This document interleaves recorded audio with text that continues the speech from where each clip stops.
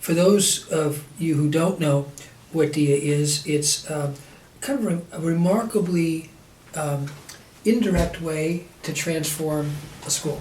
So on one hand, it's very simple. Kids spend, in the first stage, an hour a week pondering a work of visual art.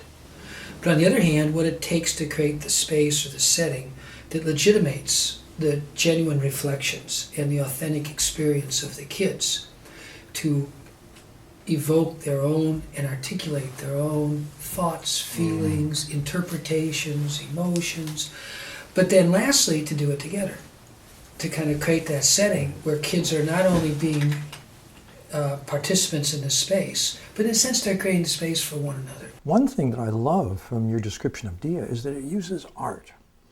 I think that is just an ingenious way to introduce something like this to schools because, you know, art is neutral. It's not a competitive exam. It's a safe place. Can you say anything more about that? The fact that it's subjective, that it's a representation, so there's not a right answer. So the scope of interpretation is huge. So everyone brings their subjective perception.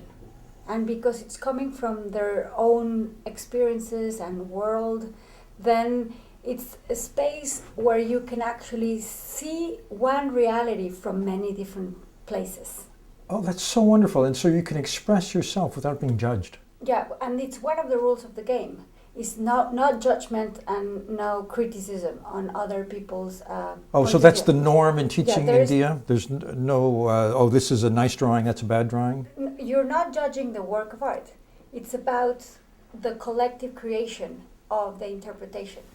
That's wonderful. When you say collective creation, what do you mean? Kids are working in groups or? Everyone in the group is looking at the work of art and the teacher is guiding a dialogue, a conversation, an exploration. I see. And the interesting thing of what happens is that it starts with very simple questions and very simple interpretations. And as children start listening to each other, their thinking gets expanded and their ideas get broader. And when one kid says, actually nurtures the ideas of the other, or actually makes him see things that he was not seeing. So it creates that collective space of thinking together. But I was interested in what you said before in terms of the personal relationship of the teachers and the students, because I think that the teachers, at least in Mexican schools, have very little space to listen to the person. Not to the student, but to the human being. And when you have a work of art, what comes out of these children is their experiences, their perceptions, their ideas, their emotions. So it's an amazing opportunity and a unique opportunity for the teacher to actually see what's behind that little person. Yeah, it strikes me as a wonderful vehicle for creating this IU, direct human connection, teacher to student, because of the very nature of art and also the dialogue.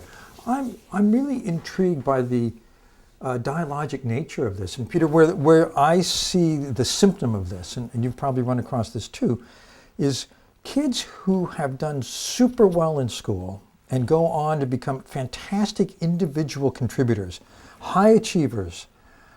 The big complaint is they don't know how to work on a team.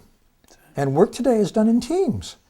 And so the educational system too often is rewarding this, lone achiever mentality and mindset.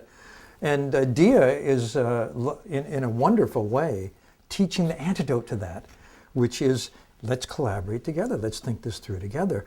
And it's a wonderful preparation for teamwork, don't you think? Well, one other element that's kind of implicit in that is that the difference between solving a problem and collectively creating something is that there's not a right answer. So what does it take for a group of people to make a film? What does it take for a group of people to make a new product? What does it take for a group of people to come up with a totally new way to do anything?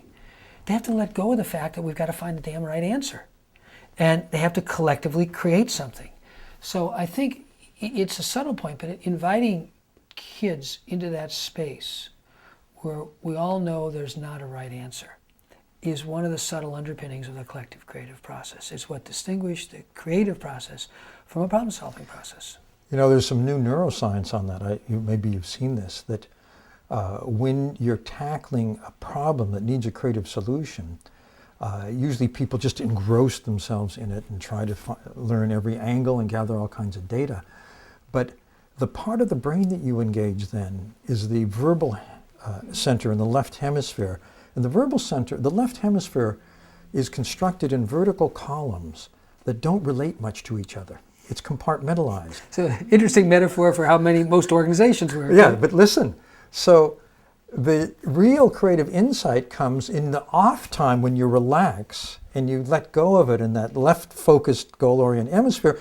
You turn it over to the right hemisphere, which is hugely interwoven with the rest of the brain and amongst itself. So you're actually connecting more parts of the brain, and it's at that point where the aha arises. And so the DIA is modeling that actually in a human group. Yeah, I'm glad you're saying that. Art has that double quality of rational and emotional. And if you do it in a social context, then you have a third quality. And then if you're communicating, then you have a fourth quality. So you're actually activating so many sides of the brain. We realize what we think when we're in conversation, because unless you talk to yourself. When we hear ourselves say it. Exactly. When we hear, you say, oh my goodness, do I really think that? I mean. A good conversation is self-discovery, isn't it? Exactly. Yeah. So, I never thought about that in that dimension, but it's a journey of self-discovery. It's very important that children at this point be able to exercise the full range of social emotional skills. Or they'll be lost. Or they may have a hard time getting them back. Nothing is ever lost in the brain because of neuroplasticity. Right. The brain is continually reshaping itself through repeated experience. But one of the reasons I'm such an enthusiast for this kind of program for social emotional learning in general is it gives every child a level playing field at the brain level in terms of growth and development to have the full range of skills that you need for life.